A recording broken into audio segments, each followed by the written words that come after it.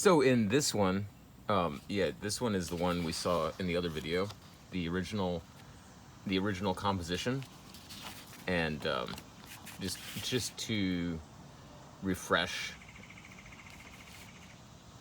we have a Moonlight Repair bear installing the full moon into the celestial sphere over the realm of Earth, and we have Winston Churchill's brother-cub here.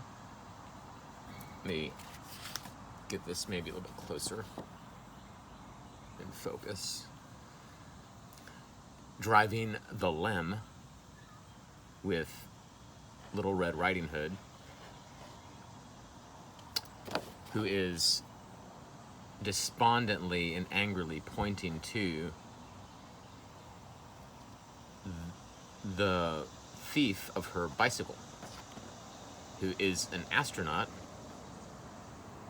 that is a wolf with little ears and a little snout cracked through the helmet, looking back, escaping, or trying to escape, hustling away speedily on the stolen bicycle from the pursuing cub and Little Red Riding Hood, while a certain rooster is standing above the satellite dish, pointing angrily to the bike thief. So, okay, that's the scene. We are working out. So right here, I'm kind of working out. I'm kind of working out the composition or ideas. So I'm kind of trying to develop Moonlight Repair Bear. You know, we have obviously, like, every little thing can be different, but really I'm trying to make it all fit and trying to play around with some proof of concept techniques. So for instance, I'm looking at, I wanted to make it kind of like this old world woodcut kind of deal.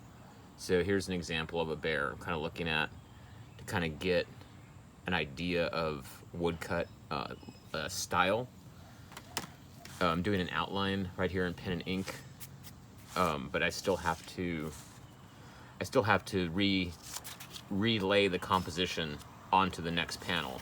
So we have the lem. So I'm just doing a little video work, a little scene, so everyone can watch the composition take form.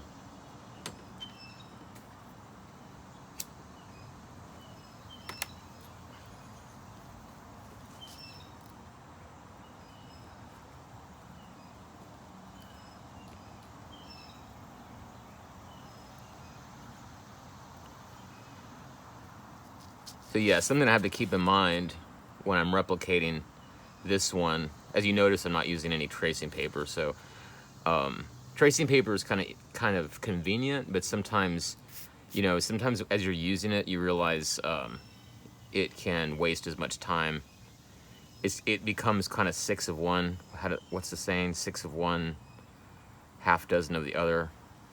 Because it's like, oh wow, tracing paper is so convenient, but then you start realizing, well, wait a second, I'm having to tape it, I'm having to align it, I'm having to sketch the back to make a transfer layer of graphite, and which is all cool. And I mean, if you're trying to do super precise work, then absolutely, tracing paper is your friend. You always want it in your kit, but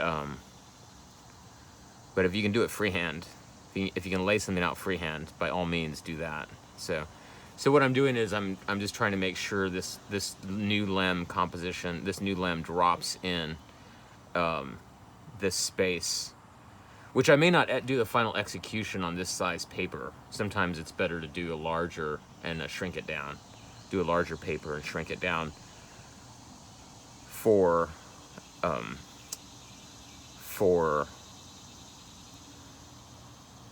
really clean graphics. You generally want to go larger to smaller. Okay, so here's the cranium, the cub cranium,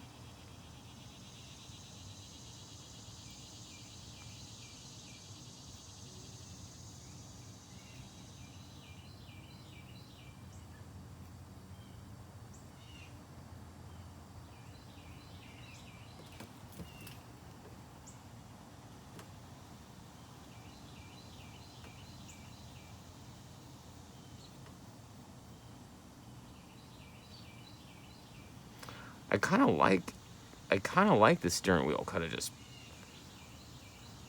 crammed up, like he's really over that steering wheel. And he's like jam-packed in this lamb. Let me see. I forget the seats of a lamb.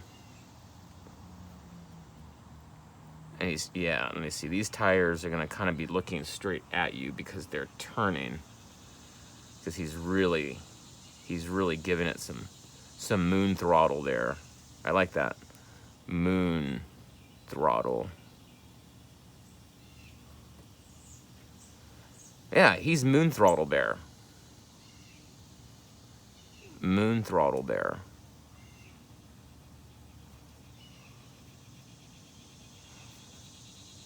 That name, he just came to me. So let me get this wheel a little bit more defined. I'm not looking at any reference pictures of the lem, partly because I kind of like when a piece of art, I mean, that's the majority of my art. When you just kind of start off with an idea,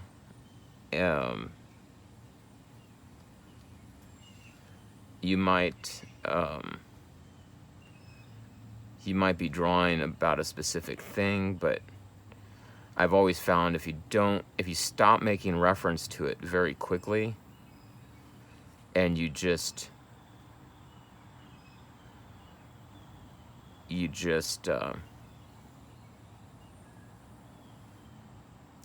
okay, we need Red Riding Hood here. You just go for it. Oftentimes what you get is something that looks very, very cool.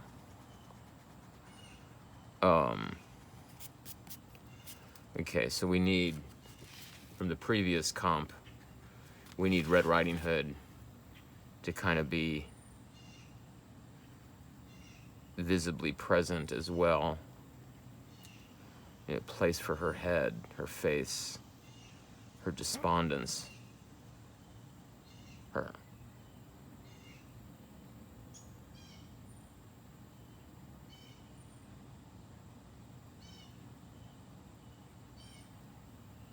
Work on her little face eventually. She has, I think she's been depicted in a bonnet. I don't know. Well, I will have to reference her because I don't have a big, like,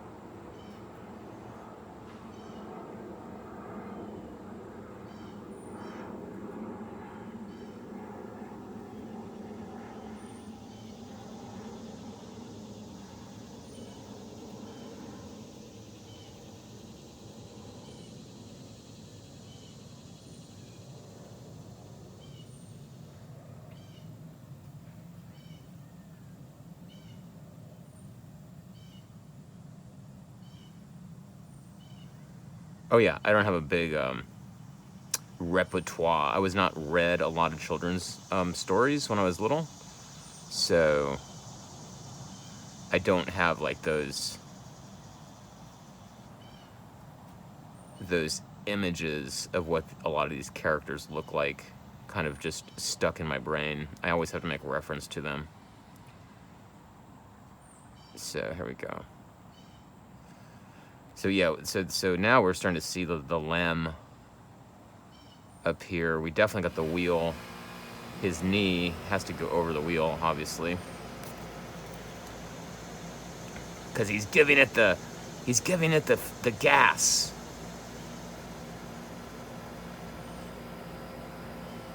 His little tail.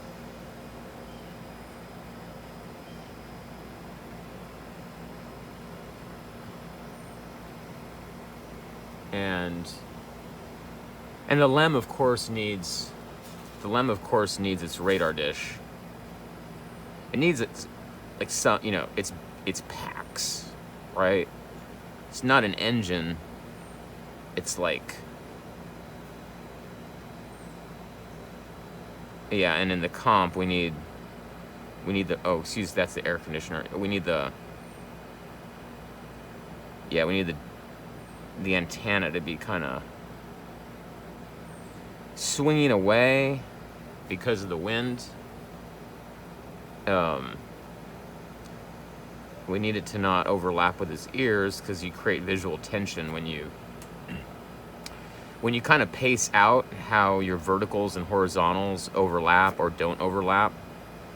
You can kind of create little moments of tension. So, i.e., if I had the antenna bar coming out from behind his head, it would detract. You wouldn't see the pop of his. You wouldn't see the emergence. You wouldn't see the shape of his head so clearly.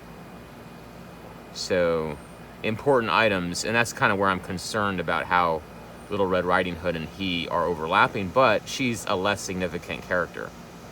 He is the hero of the story because he is doing great, kid. And he's not going to have little cross eyes. That's just a phenomena of the sketch. Sometimes when you lay down your sketch line, like eyes will look kind of cockeyed or cross-eyed. All right, so we have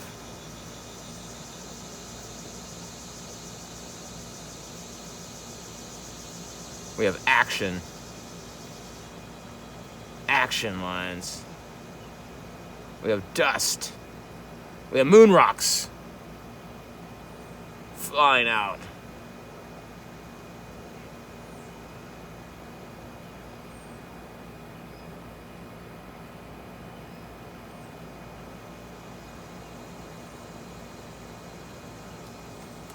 And let me see.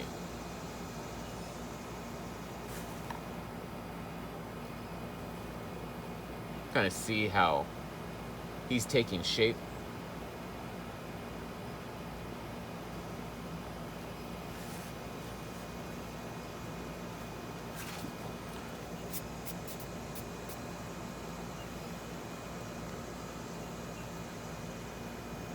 And now we'll kind of zoom in. I kind of like that.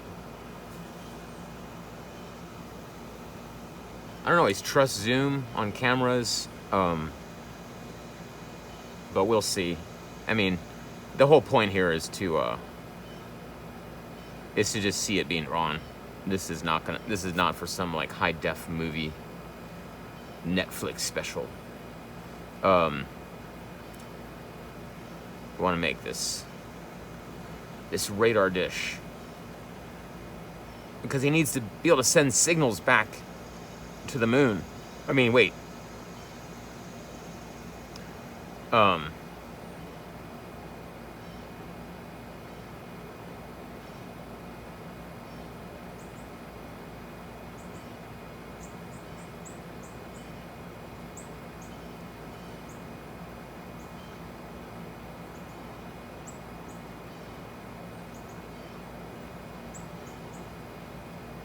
Yeah, so that dish is backward, right? But I think when I saw the pictures of the LEM, that dish is like pointing up or something, and it has its little parabolic centered antenna focal point there. And hey, why don't we just put some emanations here? There we go. Some radar emanations. Okay, so those are set beaconing out. And we're gonna introduce our character, the Red Pill Rooster here. Let me see if I can shut off that air conditioner. Hold on a second.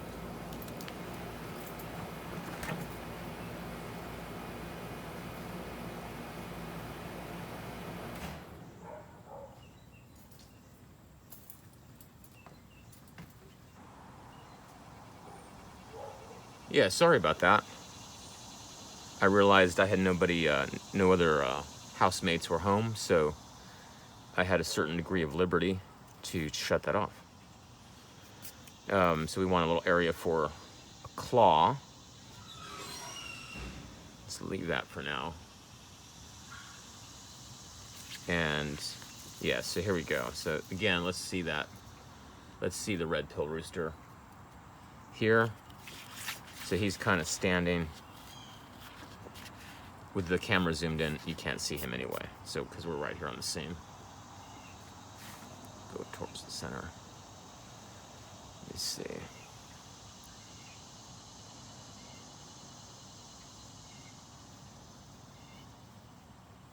I'm gonna make him a little more hunched over than in the previous comp.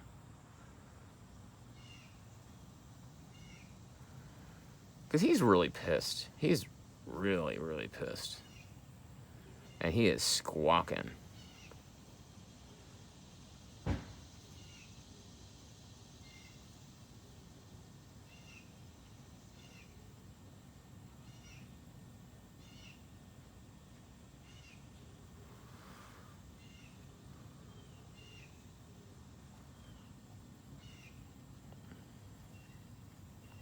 And being that he's,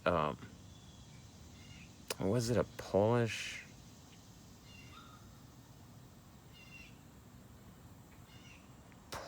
crested hen? I forget exactly what Red Pill Rooster is, but he's not your average yardbird. He was a little bit too flamboyant. It's very obvious for the gang. When he was born, the gang was like, okay, this kid's weird. Mom, was milk delivered to our house? So we don't really know. I don't know. I don't know the origin. I don't know. I do not know the origin. The genetic, what do they call it in art? The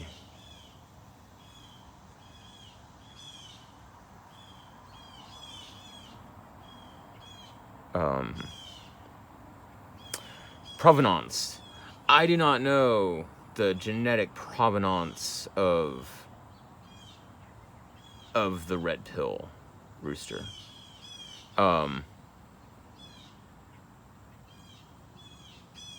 But I do know that right now his provenance is pissed. So,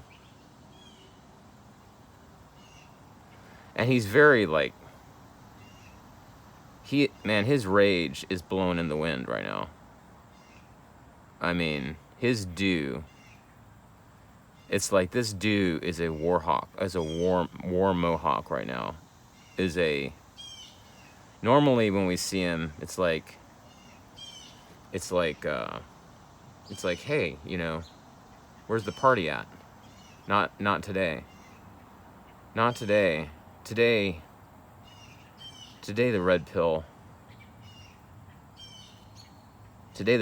is holding on. Actually, if that was, because his wing is really kind of, I mean, the wings right here are being used, they're arms, you know. So he has to be kind of cocked back like you're holding, like, anytime I draw bodies, I always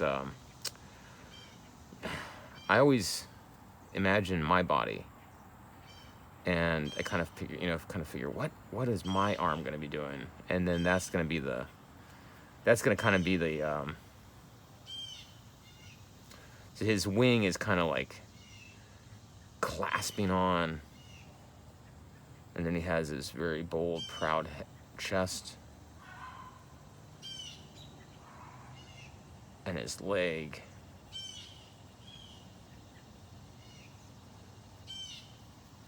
I have to go look at chicken.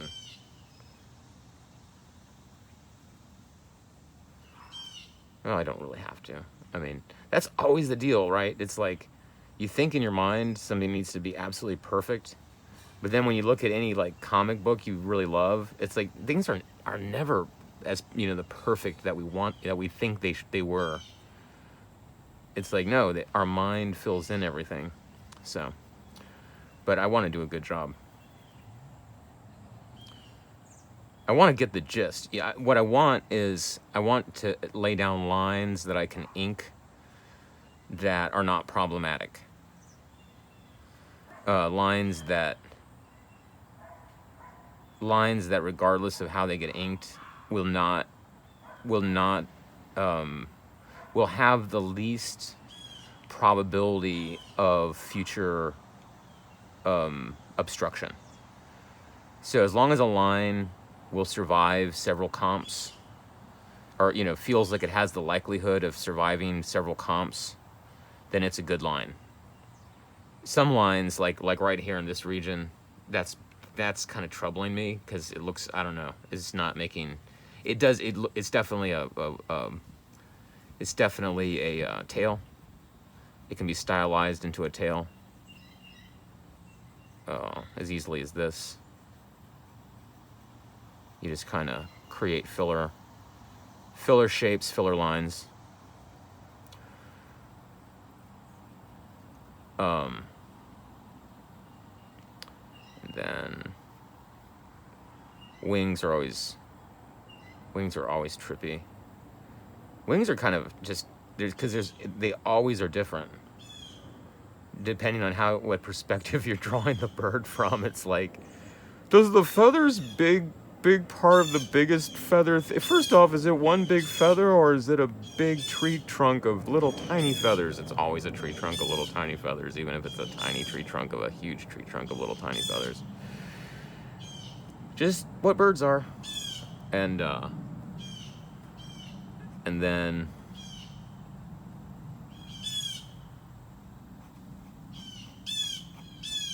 oh yeah, he's pissed. Look at that huge pointy wing. I want to kind of like. What's really kind of cool about illustrations is that you get to work on the different parts. It's like, I want to see his mouth screaming.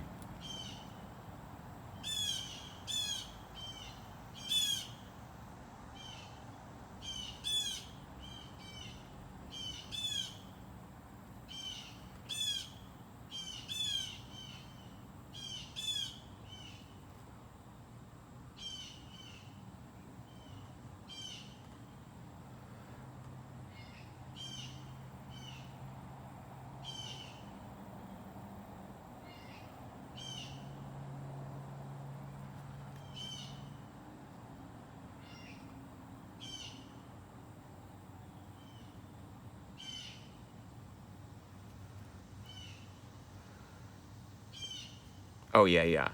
I forget what these are called in oh yeah, they're gonna be. See, I need to kind of look more closely because I don't know what these things are called that he has. What roosters I think have their little their jowls, or so I need to leave some space here because he has little.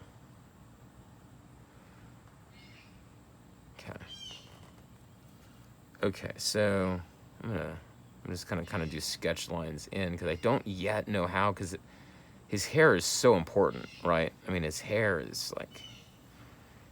makes or breaks it.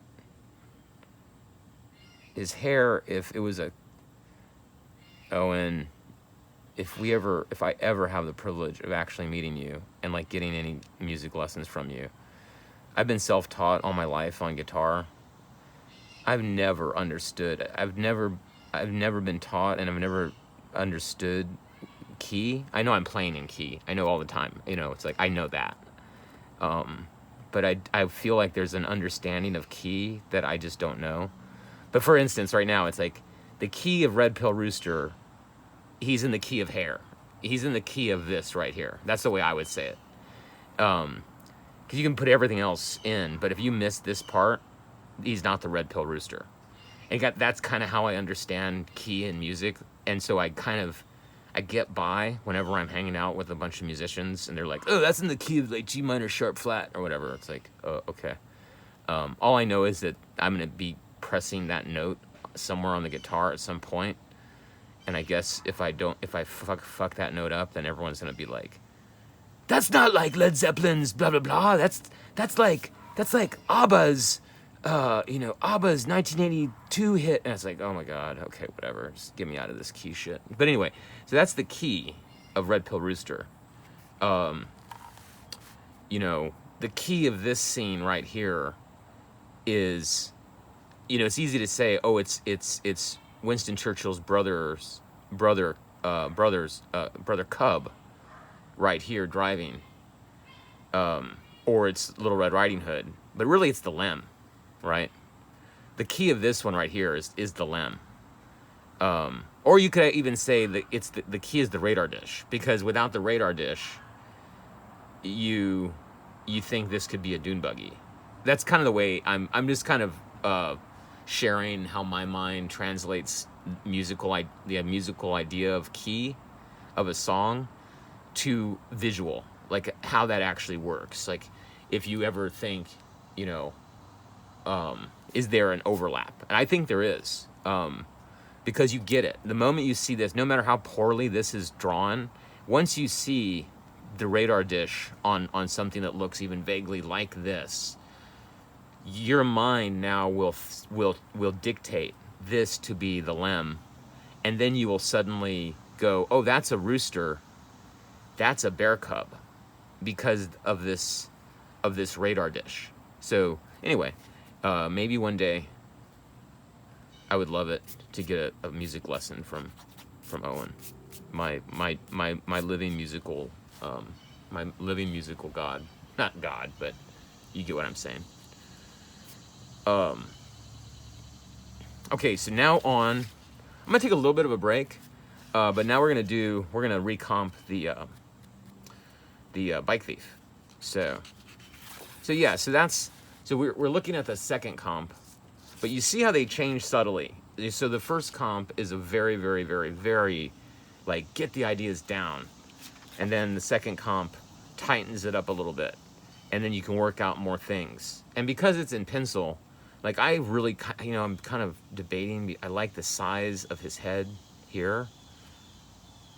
But I like this too. So, I'm not really, I don't know how, I'm not going to say how I'm going to make that decision. I don't really know how it's going to come to me. So we have to put the bike thief over here, but you see how they change subtly. We have, you know, kind of a more what I would consider a Chester Cheeto kind of expression here. And we have more of a bear looking expression here. And that's kind of the danger of putting ink in, you know, at this stage. But because it's so loose, you know, because I know that these are pencil comps, you can do whatever you want. I could put some watercolor color down just to spark imagination, because there'll be a third one. And really, we don't even know. I don't even know if you're gonna like this. So really, this is just kind of fun. I figured, you know, I just want to make these. I want to try to get them to you. I think you've now become so incredibly famous. I may just be indulging a pipe dream, but it's an artistic pipe dream, and it's done with genuine intention, and feels like a certain degree of divine providence. So, high degree of divine providence. Anyway, I'm gonna take a break. I'll get back. All right, thanks, guys.